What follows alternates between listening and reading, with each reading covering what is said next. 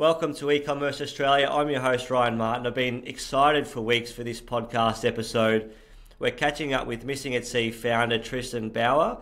Missing at Sea do amazing content. I highly recommend checking out their YouTube channel as a start, but looking forward to hearing from Tristan about how they're continuing to build an amazing e-com business, lessons learned, and what's working for them in 2024. Mate, the day is here. A big welcome to the potty. Thanks, man. Super excited. As I said, I've listened to every single podcast, so pumped to be on one. Too kind, mate. Yeah, as I said, you must be the one that I get a listen from every time. But anyway, no, it's good, mate. I appreciate the feedback, and thanks for listening. And hopefully, it's been valuable for you guys in terms of sort of some ideas and suggestions, and just hearing how other people are doing it in e-com and being able to apply that to your business. Yeah, and no doubt you'll return the favour with some absolute, pieces of wisdom for the audience as well. So, well, you said lessons learned, and I've learned a lot of lessons, so I can definitely help you in that area. Yeah, exactly, mate. Good stuff. Well, I'm going to start with a couple of easy questions, some light ones to get the audience to know you. So, mate, favourite holiday destination? Mate, my favourite holiday destination, honestly, would have to be the area that I live in. I know that. Yeah, good. Okay, if I'm not staying in this area, it would be probably the Southern Highlands of Sydney. Okay. Love that area. For what reason? Just for the fact that I'm not taking a fishing rod, so I can actually spend time with the family and the kids. And Mum and Dad lived down there many years ago with a dairy farm, and it's just like it's the air. I don't know. It's just it feels like European, and for me, it's just getting away from everything that I'm used to, which is like North Queensland, coastlines. Love it down there. Yeah, nice. And so, just for the listening audience, mate, where are you at the moment? Where do you live? So, northern New South Wales, essentially Byron Bay is the easiest way to put it. Okay. Everybody knows Byron Bay. Yeah. So, when you're talking about favourite holiday destinations, that's probably most people, especially from Melbourne. It's hard to we're all trying to get there. Yeah, 100%. Favourite food, mate? Have you got a favourite meal or favourite sort of cuisine? My favourite food, honestly, I'm on that whole diet trend, eating organs and lots of meat and fruits at the moment, like a really good quality steak. Yeah, beautiful. Can't go past that. No. Do you have a red with that as well? Are you a wine drinker or? No, I don't really drink alcohol at all. Like on the very odd occasion, just not a drinker. Never really have been. Yep.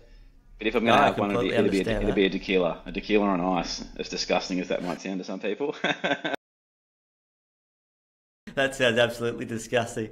And mate, what about the perfect weekend? If you had to plan the weekend of your life, what would you do? Where would you go? Yeah, so the perfect weekend, I'm not going to make this one about me. I'll make sure I include my family and everything. I think the perfect weekend would be just a weekend away with the kiddos and my partner Hayley with no laptop because, being entrepreneurial, it's really hard to switch off. And then anywhere with them is fun. Look, along the beach lines, anywhere coastal is super fun with them, but just a weekend away without the laptop, fully switching off so I can be 100% attentive with them. That's the ideal weekend away. Yeah, brilliant. And how old are the kids?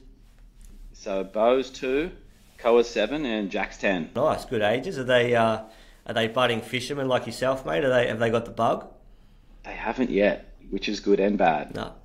Which is bad because I'd love for them to come out, but then good because it's my time to get away. Yeah, 100%. No, it's the same. Even in my family, my dad was a very keen fisherman.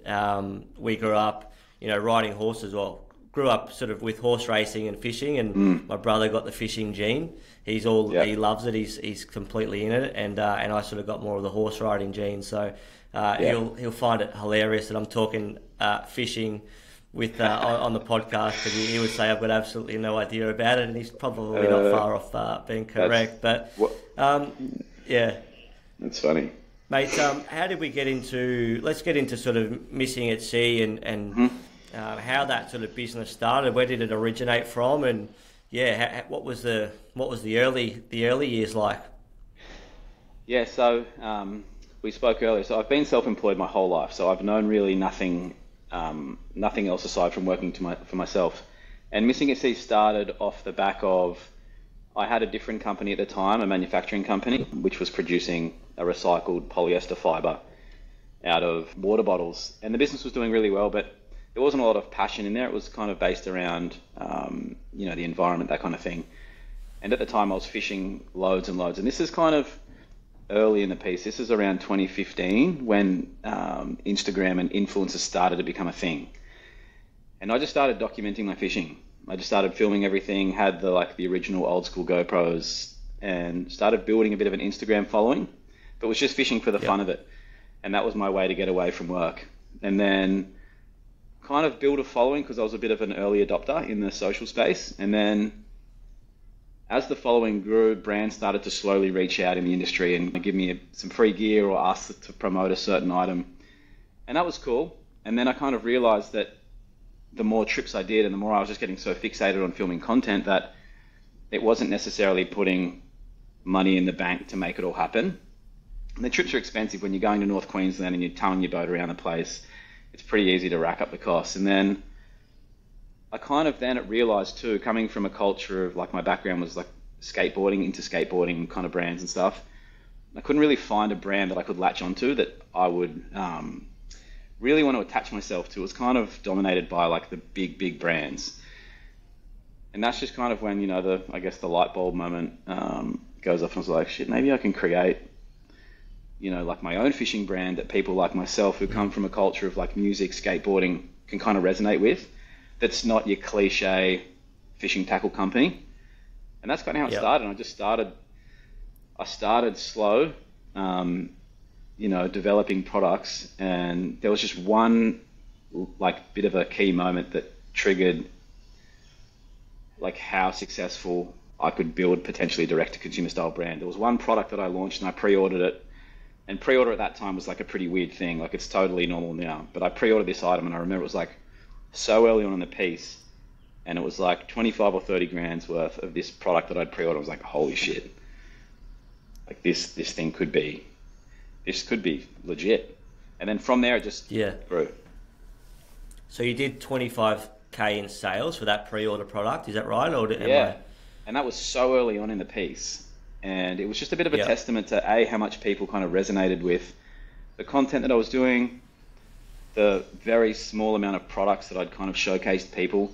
And then I couldn't really afford to fund that one product. It was quite an expensive item to make happen. And then, that kind of pre-order and that trust that this group of people had in me, it kind of blew me away. And then from there, I just ran with that concept of ensuring I build a community around the brand. And that's kind of always been at the core of what we've done. And then from there, we just grew and grew and grew and built more products. And it's been a very fun journey, man. Awesome, mate. There's so many questions I've got just off the back of that one answer. So, that must have really been as you say, a light bulb moment. I know it's a bit cliche, but one product to do that much in pre-sale, was that just purely through your Instagram following? I'm imagining you probably didn't have did you have a Shopify store set up? Did you have an email list? You probably wouldn't have had much of that, right? This is pre-Shopify. This is on Weebly. Do you remember Weebly? Okay, yeah, right, yeah. There's a couple around still, but yeah. Yeah, so this is on Weebly, and it's funny because before the podcast, I was like, I really wanted to kind of dive deeper into the community, and I was like, who's the first person that ever ordered from me? And the first customer that ever ordered was on this pre-ordered item. And I was like, fuck, I wonder if this person still orders. And then I checked, and they'd ordered literally last week. And I was like, that is the coolest thing ever. Yeah. Do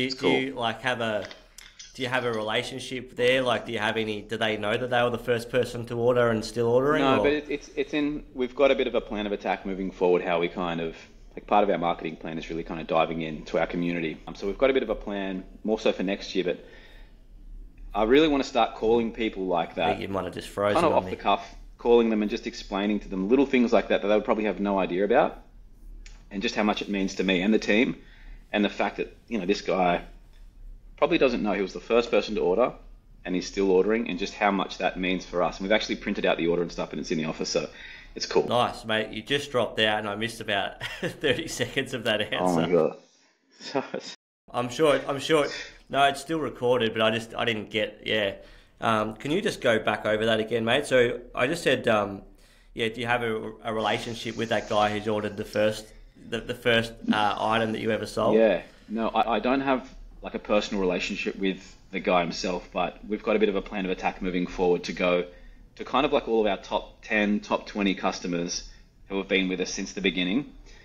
We're going to create like a special like signature product for them, but we'll all sign it and we'll make it like quite a special little bit of memorabilia for them, and then just call them all and let them know, because there's a big chunk of them, and it blows me away that people back then, and you look at their order history and there's just a sea of orders, and then it's so easy when you're caught up in the internals of the business to forget about that stuff. But then when you actually look into the data about these people, it's like they really, really do support the brand immensely, and without people like that, like your true bottom of funnel kind of customers, you'd never be around if it wasn't for the people like that. Yeah, 100%, mate. I love hearing that. That's fantastic. It's also a testament to the product that you guys are doing and the brand that you're building. But even again, like it just highlights how important content is, right? You would never have had that if you hadn't been documenting your journey early, if you hadn't been building an audience before you were ready. There was probably videos that you posted where you think, oh, this is rubbish, or whatever, and that actually had better cut through. I think it's testament to just continuing to sort of iterate on that content and just making that, even though you're an e-commerce brand, you still need that sort of founder-led story somehow for people to kind of get involved with. It's funny that you say founder-led, because at the moment it's obviously a trend.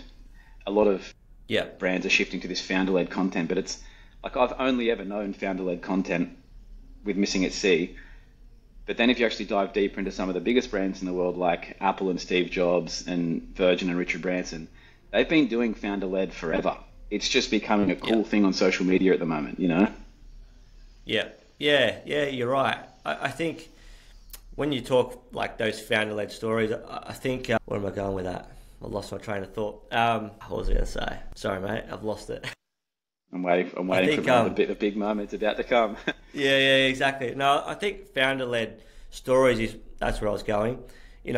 Obviously, like AI is here, and it's only going to get more and more utilized through e-commerce and business generally. But I actually think why founder-led is becoming a bigger thing now potentially is because everyone's got a smartphone and a video on it, but also the fact that authenticity, more than a founder-led story, I think authenticity has immense cut through, because it's something that can't be faked. It just can't be AI generated, and so I think that's what probably is the best thing. If you're really authentic, you just find your niche and your audience. People see your passion. Yeah. The videos are not like all your content. It's not really salesy. It's just kind of like, have a look at this. This is how it's called, or here are this is how the lure works, or have a look at this. I've seen one about the marlin.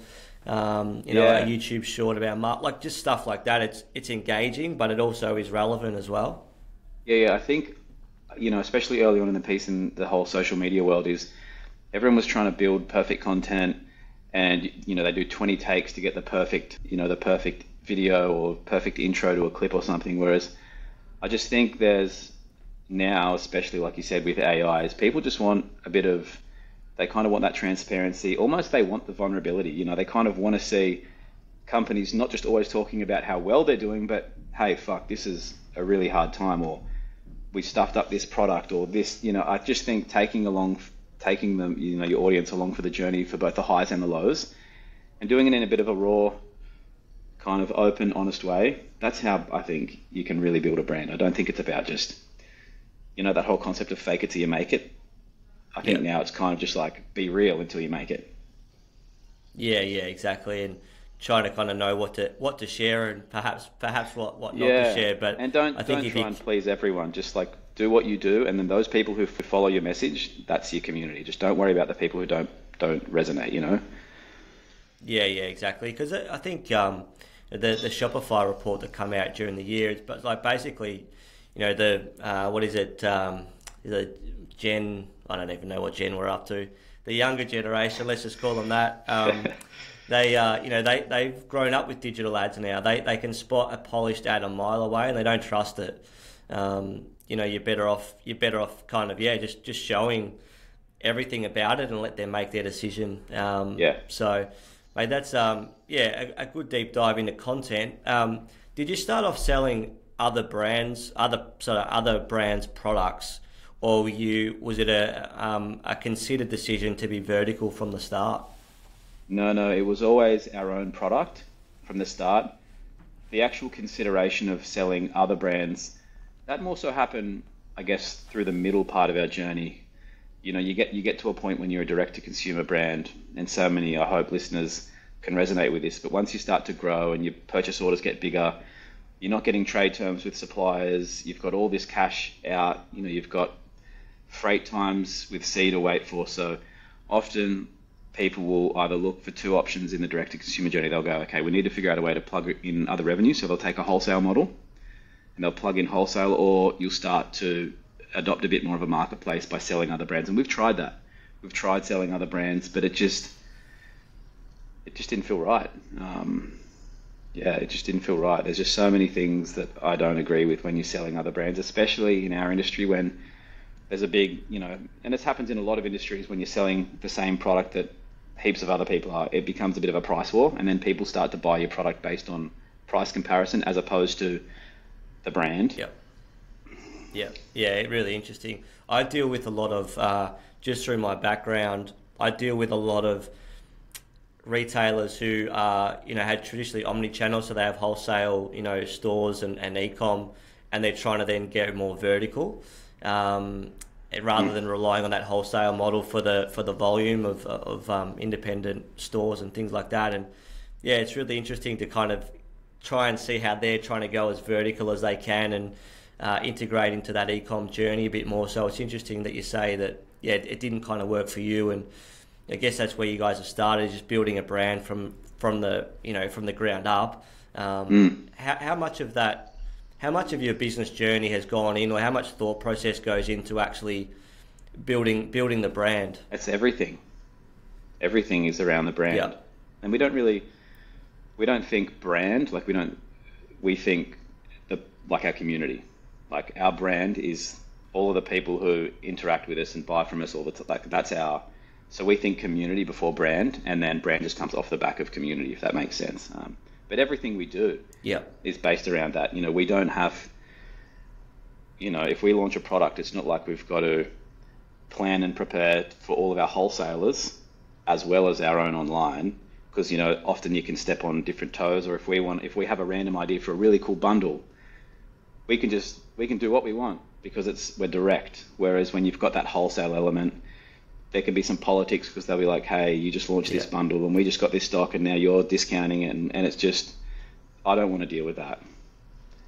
Even if it's going to bring us way more revenue, Yeah, exactly. There's a price to pay for everything. So let's touch on that community then. Obviously, it's a big part of Missing at Sea. How do you foster community then? What do you guys do to build that community? You're obviously engaging with your customers. How do you engage with those customers? What's the sort of the strategy, or what's the thinking behind that? So we obviously, just the baseline fundamentals, we try to offer the best possible customer service. I think that's really important. So for us, making sure that we've got, just the simple things like phone lines. At times we'll run live chat, making sure that we've got people constantly on the social DMs, getting to emails as quickly as possible. At times we can't move as fast as we'd like because, again, when you've got a relatively small brand that's growing quite quickly, it's hard to be across everything. But I think just ensuring that you're managing your customer service side of things on a really personal level is really important. And then aside from that, just trying to do things giving back, whether it's giveaways or calling customers. If we see customers come through who have had multiple repeat purchases, just putting gifts in there, writing little hand notes. We had a customer recently who messaged me, and he's one of our OG customers. I actually message him sometimes just an emoji of the goat, because I'm like, you're the goat, MAS customer. And he messaged me about a bait caster. He really wanted to get a bait caster rod, and we've got some brand new samples that I've been testing of some upcoming rods. And I've only got one of each model, and I haven't even tested it yet. But I was like, fuck it, I'm going to send it to this guy. I don't want to say his name on air, but so little things like that, giving a rod that I haven't yet been able to test, which means I'm going to have to wait probably another 3 weeks to get one.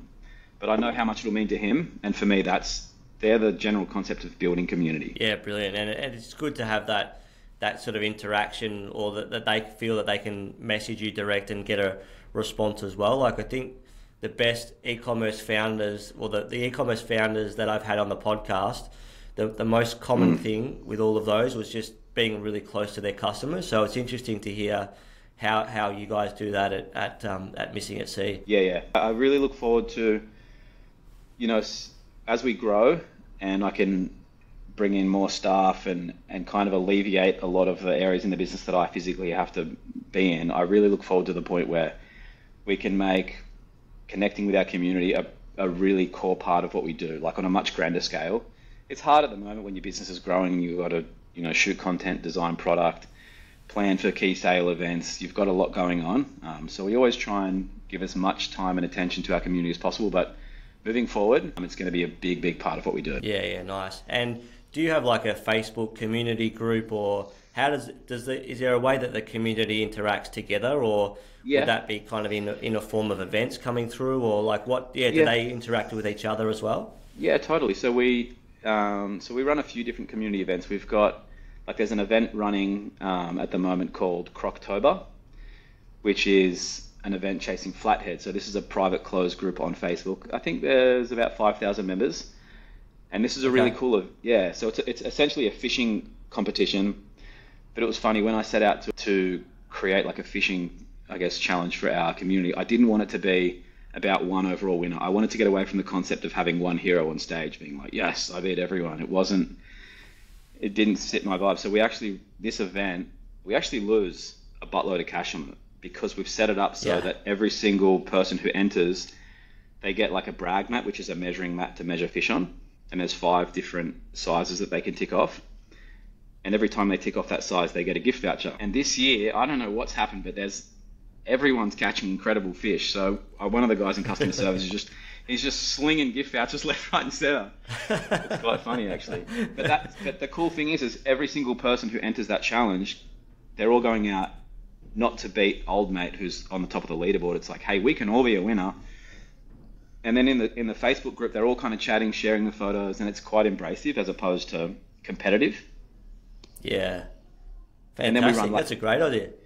Yeah, not good for the bank account, but it's awesome for the community. And we've got broadcast channels too, which we put all the real like raw and nasty stuff in, just where we can have heaps of fun, which is cool. Yeah. So what's that broadcast channel then? Is that on YouTube or is that it's across Instagram and Facebook. I'm not sure if everyone has access to it yet. It's quite a new platform, but it's a closed group. Everyone in that broadcast channel gets notified at the same time. Yeah, most of them are set up so they can't actually comment back. They just kind of interact. But it's a place where you can really, like as an example, we've got a product launching today at 5 p.m, like a really big product that I've been working almost 2 years on. So we'll launch it early to our broadcast channel first. Yep. Just so that, in those broadcast channels, as a collective, there's, 4,000 or 5,000 people. Okay. So they could rinse 50% of the stock before it goes live to the public tonight. That's kind of what it's for. Okay. Perfect. Yeah. So it's a good little segue there into launching.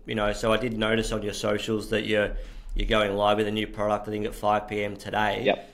What's been that launch? You did a pre-sale to get Missing at Sea off the ground, essentially. How have you evolved and learnt? So now you launch new products, you sort of know how much to order, how to do it properly. Like what's been your go-to-market for this launch? It'd be interesting to hear that.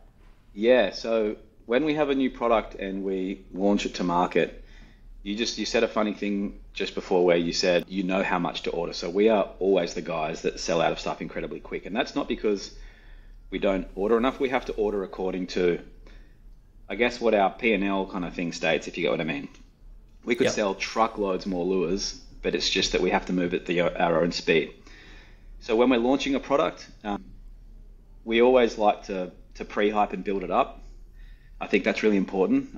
Most brands would agree, pre-hyping it, building it up, giving the community a bit of a taste before it actually goes live. And then now we always pre-sale pretty much every new product that we're launching, because it allows the those core customers, that big chunk of the core community, to get in early, secure the colors, the sizes they want, the bundles that they want. And then we often will close the pre-sale, so we might only open it for, say, 2 to 4 days. And then it allows them to get in early so they don't miss out before the ads, start to spool up when the product's live and you get all of these top of funnel kind of people coming in and they rinse all the stock, and then your core community misses out and they get the shit. So yeah, so you look after your loyalty, your loyal customers and your database by giving them a chance to get in first before Absolutely. You go to the wider market. Yeah, absolutely. And I'd be lying if I said that it didn't also help the cash flow of the business and how it operates when you're ordering stock as a direct-to-consumer brands.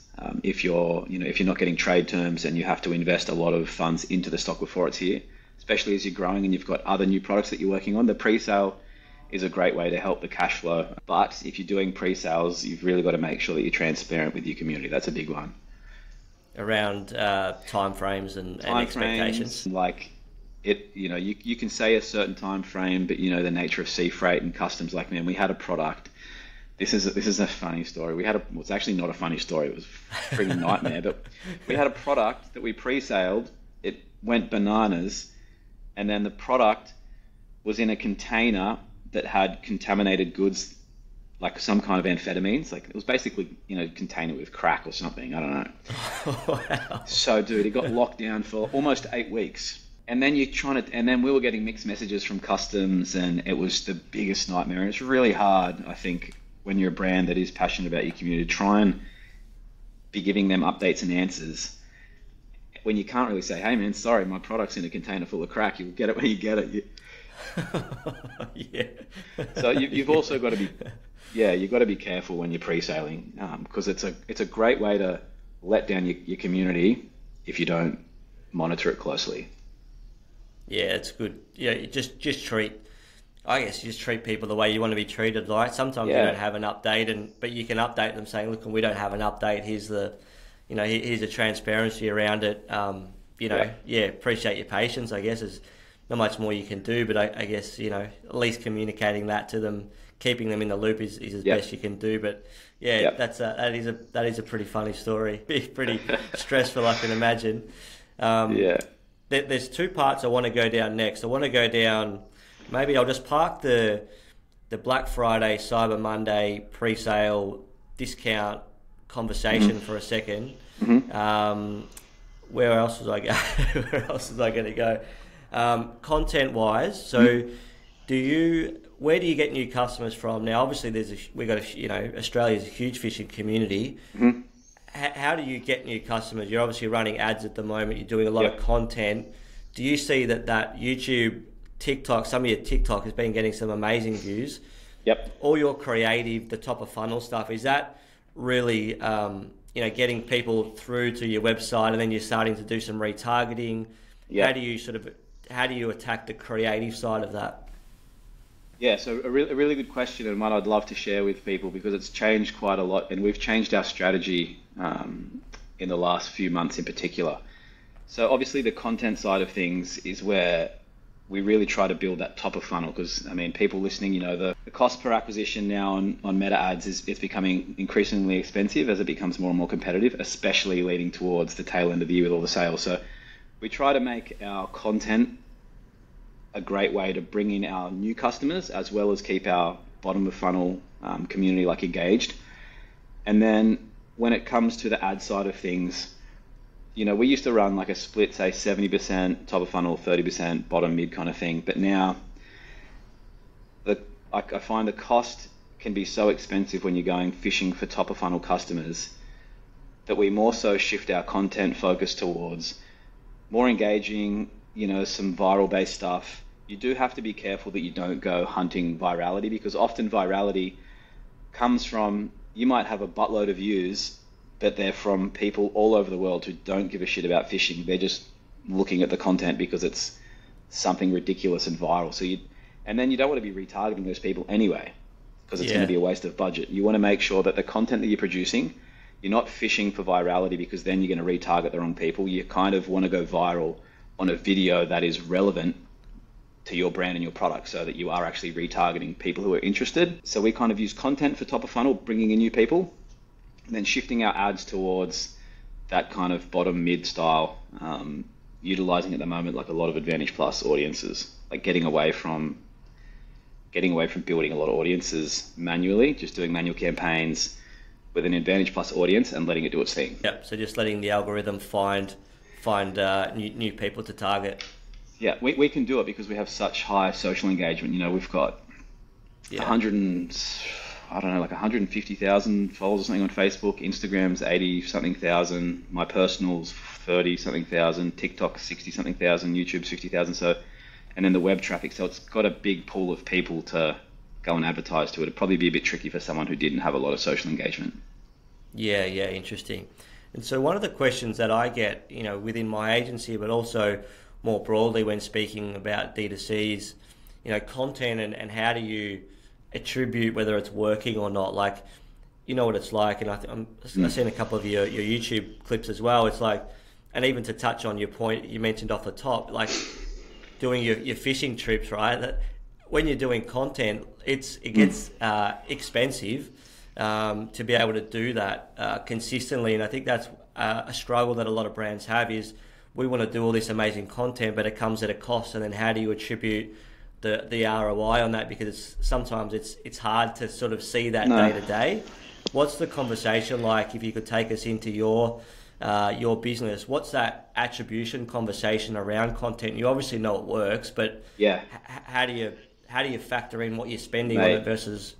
It's such a good question because I think it depends on where you focus your return on investment. If you're purely looking at bottom line numbers from like a financial perspective, in my opinion, you're looking at it from the wrong angle. I think you need to look at content as not necessarily is it putting dollars into the bank account right now, but is the content, because you've got a few different kinds of content. The content that you're talking about when we go north or we do like our big fishing adventures where it does cost a bit of money, that is not necessarily to drive sales straight away and drive revenue straight away. It is to, again, build brand, build community, inspire our community, because we have like a bit of a hashtag kind of company slogan that's called Escape the Ordinary, which ultimately implies go fishing because it's a way that we can all escape from just our daily lives, whether it's a job that we might not be into or busy days with the family or whatever it might be. So when we go away and film content, I look at the return on investment in terms of, is this going to bring value to the people who are watching it outside of just wanting to buy stuff? Like, is it going to give them some kind of value on their Friday night if they're watching YouTube or they're watching funny videos on their Instagram, and then off the back of that, they will naturally, if they're interested, they'll see an ad and they may purchase. Yeah. So your creative is quite planned around, you know, do you guys do a monthly content calendar and you kind of brainstorm some ideas, or is it a bit more kind of random than that? Yeah, well, I tell you what, if the weather was predictable and the ocean was flat all the time, then for sure I'd love to plan it, but it's just not the case in our industry. You know, it's kind of like a surf brand that's trying to launch a new board, but they've got to wait for the swell to be at wherever there is they're going. It's the same for us. We need to make sure that the ocean or the fish species that we're targeting, it's all got to be based around weather. So it is all sporadic, honestly. Yeah, very, very little that is planned, unless, you know, now we know Black Friday is coming, so we'll start trying to plan to get some content in preparation for that. Yeah, nice one. We might as well segue into that. How is your Black Friday, Cyber Monday? How do you view that, right? Firstly, are you going to go down the discounting path? Are you going to go, you know, free gift with purchase? How much thought have you put into it? Yeah, it'd be good to get your take, because it's obviously an important time of year for many brands, but I do feel like it's reaching a tipping point where not a lot of brands, but some that are brave enough are probably going to buck the trend a little bit. So it'd be interesting to get your thoughts on it. Yeah, look, I think Black Friday is a fascinating one. I think Black Friday is the biggest opportunity in the year to crush your brand or to have an immense amount of success. I think it's such a big period for so many people that you can really stuff things up if you go into it with the wrong, the wrong plan of attack and the wrong focal point. I don't think in years gone by, especially once we started to really learn the whole ad strategy ourselves more and more, you kind of start to focus too much on a revenue number. Yep. And too many people, like you can get a bit cocky and the egos can come out and it's like, oh, we're going to hit 10 times our revenue or 6 times our revenue. And Black Friday becomes this like feeding frenzy to just hit a huge number. Whereas that's okay. There's nothing wrong with hitting big revenue targets. But I think really understanding like your unit economics and your baseline numbers is super important, because the last thing you want to do is hit a huge revenue number, sell all your stock, make no money. You've kind of gone backwards. Then, you're stressing out your team and your staff packing orders, your community's paying for express shipping, but it's taking you 2 weeks to send orders. It can be a really good time to win, or it's a great time to lose. You've got to be careful in the way that you approach Black Friday, because it's a big beast now. Yeah, interesting. You're spot on with that. It's everyone's ready with their wallets open, ready to spend, but you are right. Is that customer worth acquiring, or do you just hold firm and look after your loyal customers and don't do anything on Black Friday? It's it's an interesting play. I think over the next coming months, it'll be really interesting to see how e-com and retail go. Yeah. I think the guys who have been doing it, there's so many big brands out there who do it. Well, from an outside perspective, they do it really well, like your LSKDs and these kind of companies. And then I just think it's, really important, like for a brand of our size and other people who are in that smaller league, to just be really careful that when you're going into Black Friday, you just really understand the numbers behind your business and the consequences that can come if it does go gangbusters, if you decide to spend a shitload on ads, making sure that you've got, I guess, the back-end systems to handle it. Like this is a great story, if I can share it quickly. Yeah, for sure. So a Black Friday that we did, I think it was 2 years ago, it was the first kind of year that we pumped a lot into ads and a lot of pre-hype and really kind of built it up to see what we could do. And then it went crazy. And then the one thing that we really stuffed up was we didn't pre-order enough, like courier satchels, like postage satchels. Right, okay, yeah. And we couldn't get satchels from anywhere. Like, I'm talking anywhere. For whatever reason.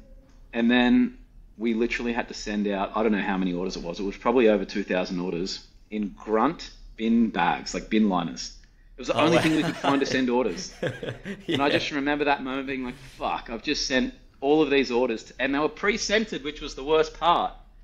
Oh, no. Yeah. It was like these lemon myrtle black grunt bin bags. I can smell it, right? Yeah, exactly. Yeah, and I just remember that moment being like it was laughing, and you learn from these things, and it's a great story to tell people now, so that you can, hopefully they learn to order enough bags. But just little things like that can come into play. Yeah, wisdom and experience, mate. You wouldn't have foreseen that as being an issue, but now you do. So now you're more aware this time around. But it's really interesting take on Black Friday. So have you guys got your strategy better down? You kind of got I'm assuming you're going to go, if you do have an offer, it goes to the EDM, your email database first, or your loyalty program, or is that sort of how you're going to roll that out?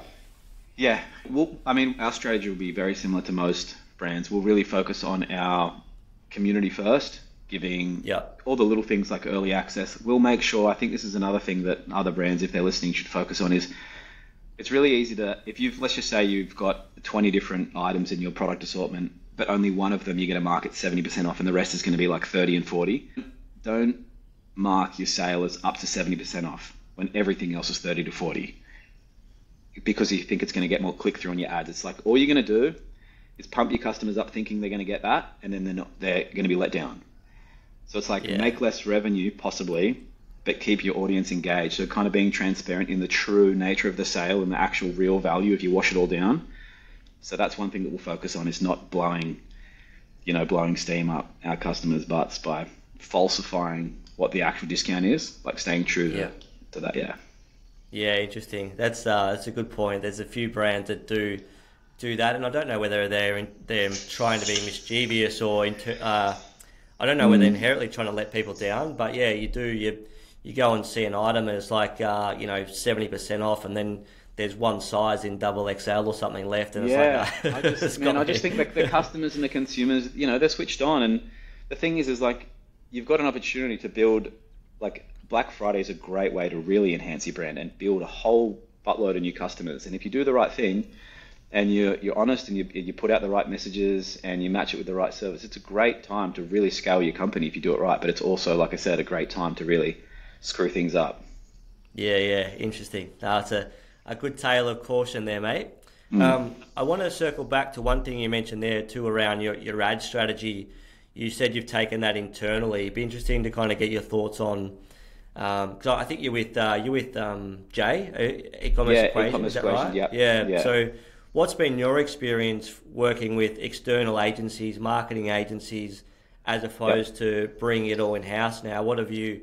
How have you, as you've got sort of gone on in the years of e-com? Yeah, look, I still believe that agencies are great and they have their place. We've been with the eCommerce Equation, which is Jay Wright's, I guess, kind of school for over 2 years. So we've run all of our ads internally. It's great for us because we've kind of we love computers, we love tech, so we understand the whole process behind it, and because of the speed in which we move, being a direct-to-consumer model, we need the ability to be able to manipulate the ads when we want. If it's at 10 o'clock at night or we're out fishing, we capture some amazing creative on a product that's in stock, I want that creative to go up ASAP. I don't want to have to wait to send it to an agency and then they fit us in. So that's why we're with the eCommerce Equation, because we can do everything real time. But then for other brands that I'm friends with and other guys that I know run companies, agencies work well for them because they don't have to worry and they don't necessarily need to move at the speed that a company like us would. So I think agencies are great for certain businesses, but for us, we like having it all in-house just because we have the flexibility. Yeah, nice. How big is your team there at Missing at Sea? Yeah, so man, it's so funny. The last 6 months in particular, we've transitioned to a place that people listening, which is called the Ranch. So we've got, how many there's 7 of us full time now, and then we bring people kind of contract as we need to for different areas, more so like packing and fulfillment when we get busy, but we can run it quite lean, like 5 to 6 of us. Coming into Black Friday, everyone's totally under the pump, and you're working around the clock 24/7. But our team we've scaled back. Like, I've really tried to scale back the company in a few areas because we started getting we got a bit lost. We took on so many different areas of expansion when we were up the coast, and the team, we got close to like 10 plus people or something at a time up there in the office with retail, and we're selling boats, and we started doing like the least amount of fishing. So now I've scaled back the team. Our revenue's gone the other way. It's pretty awesome when your OPEX is getting cut by like almost 40%, but your revenue's going the other way. So it's been good. Yeah, absolutely. And then that allows you to invest back into some R&D and some content, and absolutely. There's a bit to be said around that. Mate, last sort of question from me anyway.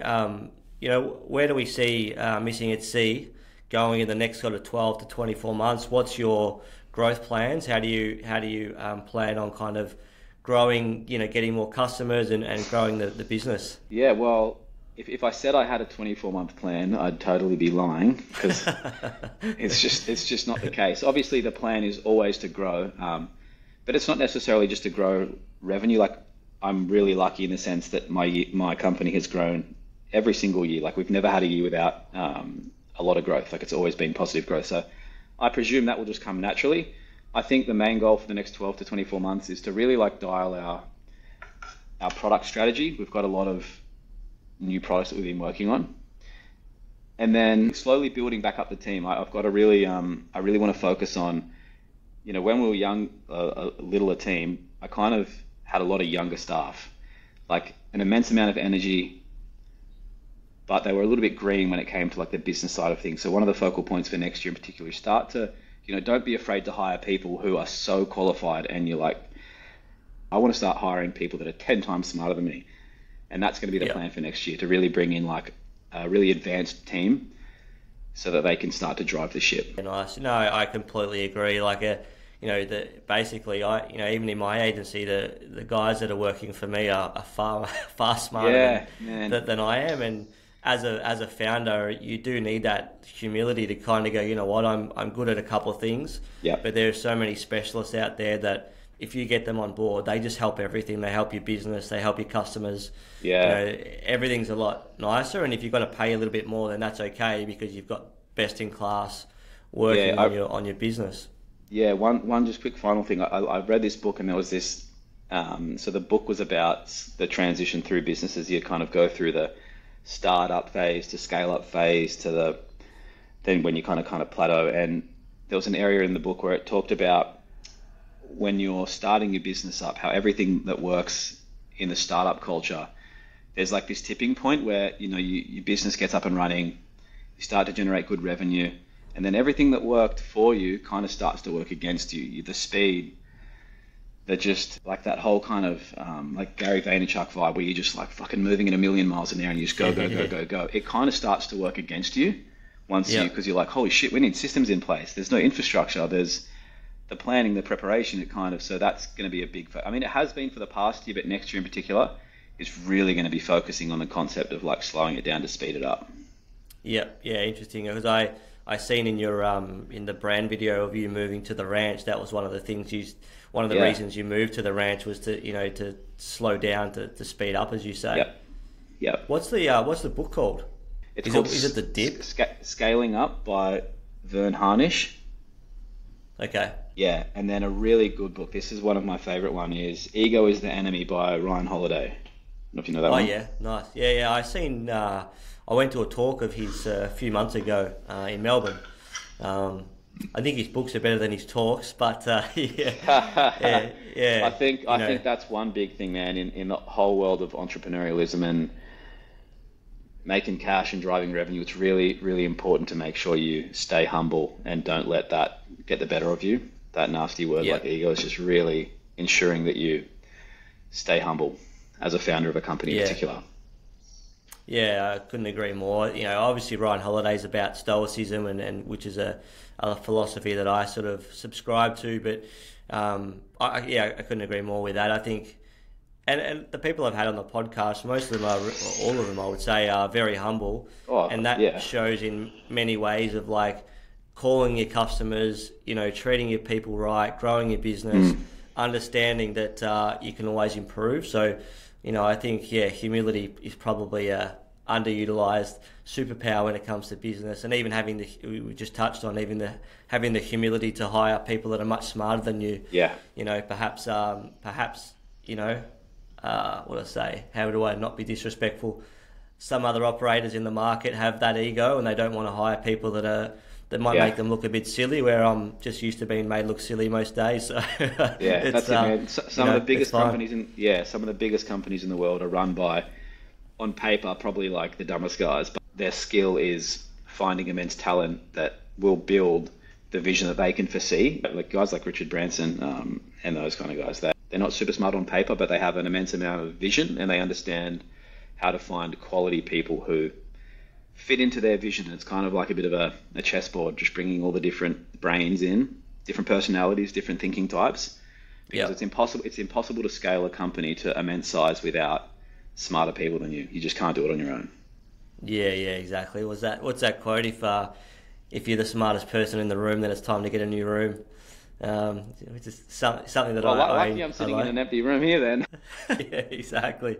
One more question, mate. I was speaking to Alan, who has been on this podcast before, and he mentioned something about live shopping. What are you guys? Have you guys sort of tapped into a live shopping, or because I feel like that's been coming? It's sort of not quite here yet, but it's not far off as well. Is that something you've dabbled in or tried in, or? We're in the process of building out.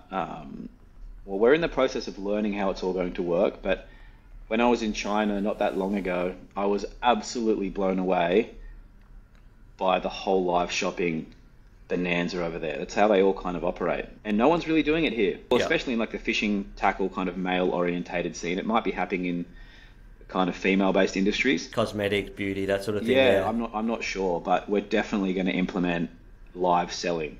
I don't necessarily mean like if we have to do it through our TikToks and Instagrams and stuff, that's fine. But the general concept of finally allowing our community to interact on a face-to-face level kind of all the time. Like I was actually talking to the team yesterday. I was like, fuck, imagine if we have like this office and there's like 10 of us and we're all just on these screens talking to all these different people and we can be running them through like what lure color we can recommend, or if they're going away on a trip, building bundles for them and doing all this stuff live as if they're in the tackle shop like they would normally be, but they're talking directly with us. It would be a great touch point to have as opposed to just add to cart all the time. Yeah, spot on. And even, you know, if you said building up that pre-sale hype or going live with the new product, like getting people to actually understand what it is, why they, you know, areas where they might need it, areas where they shouldn't need it, and then they can purchase, you know, live on the stream. And like abandoned cart rates, man. Look at the global, like the abandoned cart rate index globally. I think it's above 70% or something.